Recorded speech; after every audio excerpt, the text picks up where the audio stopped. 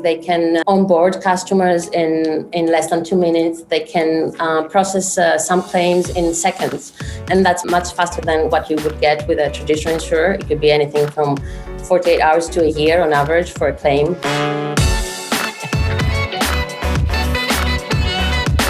Hey gang, it's Monday, November 29th. Hope you had good Thanksgivings. Eleni and listeners, welcome to the Behind the Numbers Daily and eMarketer podcast made possible by Tenuity.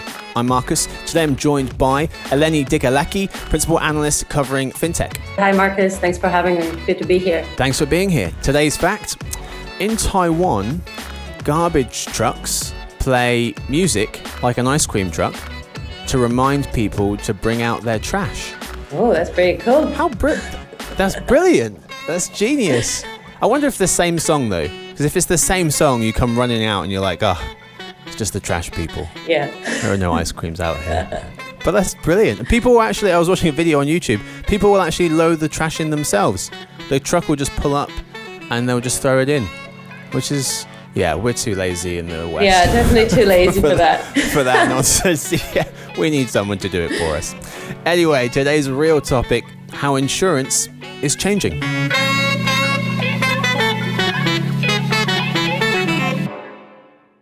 So Eleni, today we are talking about insurance. We're checking in on the insurance market and explaining how it is changing for people. A market which many people might assume isn't changing at all. It's not moving very fast. What's really changed with insurance? Well, it seems like quite a lot. And we start with some insurance related news, which seems to kind of be a microcosm of what is actually happening in the insurance world. And that news is that one-stop shop insurance company Lemonade is buying alternative car insurance company Metromile. Eleni, for folks who aren't keeping up on the insurance world, who are these companies and why is this news significant? These two companies are what we call insurtechs. So insurers that use tech to innovate. And they're just sort of challenging the traditional players. It's sort of what neobanks are for banks in the banking world. Got it. And these two particular players, Lemonade and Metromile, are among the most established insurtechs. So it's really big news for the insurtech space. And these are US-based companies, or? Yeah, they're both primarily US-based. And the news is significant because this helps Lemonade, who is the one acquiring Metromile here, really achieve its desire to become a one-stop shop, as you said, for insurance, which that basically means bringing a lot of different insurance products onto its platform. When it launched back in 2016, it just did homeowners and renters insurance, and it's slowly been expanding. It's moved it into pet insurance, life insurance, and recently into auto insurance. And Metromile specifically will help it make sure that this move into car insurance will be successful, because Metromile is one of the front runners in the space, and they use what we call usage-based insurance to personalize insurance policies. And so by teaming up, Lemonade can make sure that this new venture is going to be successful. Okay. When you talk about usage-based insurance, you write that it uses telematics to monitor how much and how well a customer is driving and then charges them accordingly versus the traditional insurance method that people use. Is that roughly? Yeah, that's exactly it. And okay. When we talk about traditional insurance method, it's mostly, I'm going to price you according to what demographic you fall into. That's more or less all the differentiation you get. Okay. And so in terms of what this tells us about how insurance is changing, is it the usage-based insurance model? Is it the fact that there are companies that are consolidating and pulling in all different flavors of insurance to be one-stop shops? Is it one trend more so than the other? Yeah, I think both. This news really spotlights two ways in which the industry is changing. The first is you have these business-to-consumer challengers that are becoming mainstream and are basically competing head-on with traditional players. And this is also evident from the fact that a lot of these insurtechs have gone public. Lemonade last year, Root and Hippo this year, just to throw some names. And also from the fact that insurtech funding in Q2, it reached a record high of almost like 4 billion, according to Willis Tower Watson. But what's interesting there is that 2/3 of that capital went to just 15 players, and these are like the big names. Wow! So that sort of indicates, this is mainstream now. What Yeah, Okay. all the ideas are already here, and we're just backing the same players, giving them more firepower to be able to compete head on with the big players. It's fascinating because it seems like these insurance companies, they're using the same types of strategies that other disruptors are using, which is digital experiences, make the product cheaper, and make sure that you are socially responsible. Do you want to talk to us a bit about how insurtechs are kind of implementing some of those same tried and true methods of other disruptors? Absolutely. So just to stay with a Lemonade's example, it is digitally more advanced than most traditional players. They can onboard customers in less than 2 minutes. They can process some claims in seconds. And that's much faster than what you would get with a traditional insurer. It could be anything from 48 hours to a year on average for a claim. Within home insurance. And we'll get back to you in a year. Exactly. After you've crashed your car about 17 times. Well, that was more about home insurance. I think it might be a bit faster in car insurance. But Still. But yeah, it's also what you said about the social aspect. It's how they brand themselves. And Lemonade, for example, any unclaimed premiums, they give those to charity. And this is charities that customers themselves pick. And that's big because the customer base that cares about what their buying choices mean for the environment or for the society is increasing all the time. So that's a big base, and you do want to appeal to them. Yeah, I mean, it seems very appealing. You know, better digital experiences, faster sign up, more socially responsible, cheaper as well. And you were pointing out that Lemonade will get pricing capabilities that save drivers 50% on their premium. So we're not talking about saving a few dollars here or there, a few pounds here or there. We're talking about significant savings. And you say part of the reason is because of smart sensors. Yeah. And you point to smart sensors that run health checks on like a boiler system to fix issues. They're outset, and you can avoid having to replace the whole system. And you're saying about insurers passing on those savings as well. So another huge benefit for these insurtechs versus traditional players. Another benefit seems to be personalization. Tell me about how these companies are using personalization to attract customers. Yeah, and actually that was my second point about how insurance is changing. Sort of the conversation took us elsewhere, but it's that we've come back. We have come back. Consumers crave personalization. A Capco research found that 72% of consumers globally would be willing to share their personal data to get cheaper insurance. So that's a really big number. And the insurtechs are aware of this, and they try to take advantage of it. When it comes to usage-based insurance, is basically what we said before. I allow you to use my data as a driver to see how many miles I drive or whether I'm driving safely or not. And then you can reward me with discounts for not driving too much or for not braking too much, not speeding too much, and so on. And that's how I share my data. I get personalized pricing in return. To give a more common example within the health insurance space, let's say I have my smartwatch. I share data about how many steps I took today with my insurer. And it's like, oh, well done. You did 10,000 steps. I'm going to give you a free coffee. And that's how you sort of the insurer rewards the customer for sharing this data. Yes, a really good example. So it seems like they're faster in terms of signing people up, they're faster in terms of settling claims, and they're faster in terms of personalizing quotes as well, you note, unlike legacy players. Talking about signups, you note that Lemonade had 1 million active customers at the end of 2020. And also that it took them just 4 years to reach that milestone compared to State Farm, which took 22 years to reach 1 million customers. USAA took them 47 years. Staying with usage-based insurance for a second, do we have any numbers on that? I mean, how big of a market is it? How big of a market is it going to be dollars-wise? And then also how many people are going to be using usage-based insurance? Yeah, absolutely. So as a caveat here, UBI is not a new concept, progressive. Just for the listeners, so UBI is usage-based insurance, not universal basic income. Oh, that's a very good point. I'm so used to That's the only reason I keep saying usage-based insurance, because I know UBI, everyone's like, oh, universal basic income. But we're using it for insurance purposes, listeners, okay? So don't get confused. Thanks so much, Marcus. Yeah, that's what happens if you're too excited about insurance. Exactly. Sorry, go ahead. It's not a new concept. Legacy players like Progressive have been offering it since 2008. Obviously, a lot has changed since then about what's possible with usage-based insurance. They only launched their app for this product 5 years ago. So, a lot has changed for sure. But why now? What's happening now and why we're seeing an explosive rise right now is that the pandemic sort of led to a lot of a demand for this product, because people were like, why do I have my car sitting outside my house parked? I'm not going to the office anymore. Why do I pay this fixed fee for not using my car?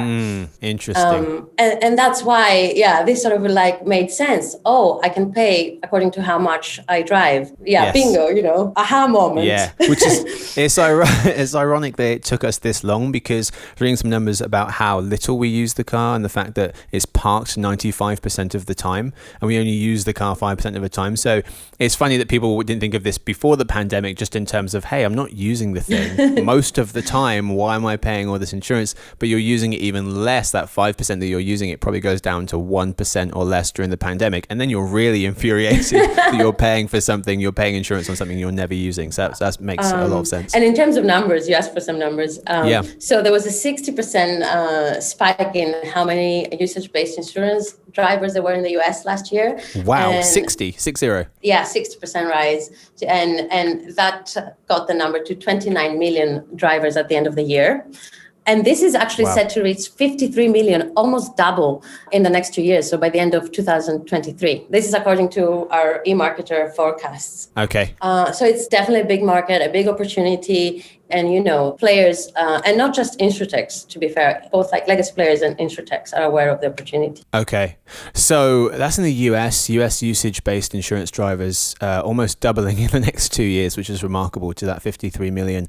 And then you just mentioned, in terms of the global usage-based insurance market, Eleni, that it's expected to reach over 100 billion by 2025. Today, it's just a third of that. So the dollars are also just skyrocketing.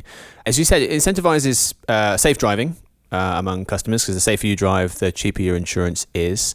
But also, even more so with usage-based insurance. But also, that in terms of usage-based insurance and collecting the data, it's moving from connected devices to connected cars, and that's going to be the next big trend in usage-based insurance. What do you mean by that? Yeah, so basically the two most common ways with which insurers collect data for these policies right now is either via smartphones or via Internet of Things device, an IoT device that goes into the car. That's how they collect the data and they offer the personalized policies. But these two ways are not the most accurate ones, and they're also not proactive. So Progressive will need you to drive for 6 months before they come back with a personalized quote, for example. Allstate is the same. Metromile will need 2 weeks. So Metromile is much faster, but it needs 2-week test drive. With connected cars, the data is already there. At the time when the customer comes to you and says, I want to be your customer, you already can access historical data that are super accurate, that go way back, and say, okay, here is your personalized quote at point of sale right now, today. So you don't need a test drive. So it takes all of your track record basically into consideration from day one. And some people might not want that. That's true. Yeah, but if you've got a good one, you're in good shape. The usage-based insurance doesn't really appeal to people that don't drive safely. So yeah. Let me see your track record. No, don't worry about that. Don't worry about that one. Don't worry about it. Let's just think forward. Let's look forward. And so what kind of data is it collecting? What kind of data is it using to measure how good of a driver people are? It's not necessarily how good they are. So there's usage-based insurance that only tracks how many miles you drive. And that might be more, more appealing to some people. Yes, exactly. And then there are other offerings that sort of track behavioral data, like are you speeding too much? What time of day are you driving? Because, rush hour is more likely for you to get into an accident. So it's stuff like that. Interesting. Are you braking very often? Are you distracted while driving? And so on. Because like a smartphone would catch you if you picked up your phone, and that would be like, oops, distracted driving. Okay. Yeah. People listening are probably like, I want this less and less the more I learn about it. Regardless of the savings. Right, time for a quick word from our sponsor, Tenuity, and then we'll be right back with the conversation. When it comes to performance marketing, you need an agency that understands balance of brand and demand, art and science, of data and people, experience and innovation. You need a marketing agency that brings it all together without losing sight of what really matters: performance. Rethink Performance with Tenuity, the largest independent performance marketing firm across streaming TV and the triopoly of Google, Facebook and Amazon. Find out how at rethinkperformance.com.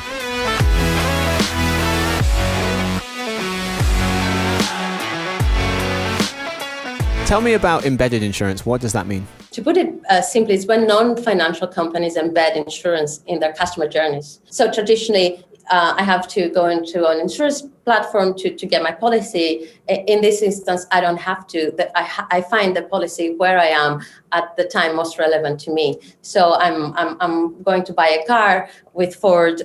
Ford can offer me insurance at that point. Got it. Okay. Without me needing to interact with the insurer. And actually, Ford is an example we had from this year. They partner with Buy Miles in the UK, which is they're also doing usage-based insurance, to offer Buy Miles' insurance to Ford customers. So it's like a distribution play. At the end of the day, who is offering that product? It's Ford. It's not Buy Miles, although it's Buy Miles' product. So, I recently bought concert tickets and was offered ticket insurance just right before I bought them to cover me in case I couldn't make the show for some unforeseen reason. So was that an example of what you're talking about? It's like at the point of purchase, but it's being offered by somebody else, but it's within that customer journey. Yeah, so point of sale insurance is one example, and it's been around for quite a while. I think though what's most exciting in the space is not just who distributes the insurance, but also who services it and who manages it. So this is where sort of innovation happens right now. It's not just, you're offering me the insurance at the point of sale. Later, if I want to manage it, if I want to make a claim, I go to that other platform that is not my insurer, is the company I actually want to interact with, and I file the claim through them or I service the insurance through them. So that's another element. Okay. But point of sale, would also be one example. And for I'd like to give another very fascinating example is embedding insurance in phones. So say you drop your phone, it breaks. Before you even pick it up, there are sensors inside the phone. They have triggered your policy. A new phone is on the way to you. You don't have to do a thing. Wow.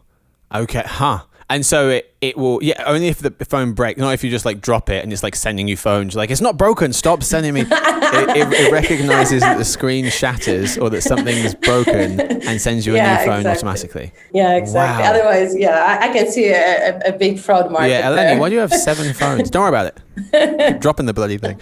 And what's the market on embedded finance? How much is that growing? Some estimates from Lightyear Capital, they have it reaching 71 billion in 2025. And that's from just 5 billion last year. From 5 to 71 in the next 4 or 5 years. Okay. 5 years, yeah. Wow. I'm not even going to try to calculate how the growth on that. More. But that's a lot. It's growing. It's not much of a thing now and will be, or last year, and will be a huge thing by 2025. Finally, talk to myself and listeners about how embedded finance in general and how insurance in this instance could be big tech's in, as you put it, to financial services. I guess I'll start a bit sideways, but why is embedded insurance so hot as a topic right now? There's consumer demand for it. There are tech capabilities that we didn't have a couple of years ago, like super fast APIs. But potentially what's the most important driver is the proliferation of suitable distribution partners. Because for me, I'm an insurer. I want to embed my product to another platform. I want someone I trust. And I want someone who has a trusted brand, who has a lot of customers that I can tap. Because otherwise, why would I sacrifice a customer relationship? It's a distribution play. So I want you to have a lot of customers. I want you to have consumer trust. And also, I want you to have the tech capabilities around sharing data primarily so that we can make this data exchange work. Basically, I've just described big techs to you. Right. And this is why big techs might have found a way into financial services via embedded finance. And insurance is sort of taking off now in earnest, but embedded payments examples, for example, that this is really exploding. Apple Pay or Google Pay, that's embedded payments. So it's already been happening across finance, especially within payments. And we see banking and insurance as the next big areas for this to really take off. Interesting. All right, well, it's time now for the post-game report. So Eleni, if you could hit me and the listeners with 2 takeaways from the show. I guess the first one would be that these challengers have made insurance sexy. It's tough. It's tough to do. Yeah, it's really tough. It's a service no one is particularly keen on buying. Yeah. There's an old saying that goes, insurance is not bought, it's sold. And that's exactly what it says. Yeah. But insurtechs are changing this. They offer those great digital experiences. They have effective marketing strategies that appeal to hard-to-impress younger customers. And they're like, yeah, I'm going to get you on board. You are going to want to buy insurance, actually. And then the second takeaway is that customers crave personalization. They want discounts, they want rewards, they want something that is tailored to them when it comes to insurance. And not only that, they want this to be available when and where they are. And that's not necessarily on an insurer's platform. Yeah, excellent points. Well, unfortunately, that's all we got time for. Eleni, thank you so much for hanging out. Thank you. It's been lovely. Thanks for having me. Absolute pleasure. Thank you to Victoria. She edits the show. And thanks to everyone listening in. We'll see you tomorrow for the Behind the Numbers Daily, an eMarketer podcast made possible by Tenuity.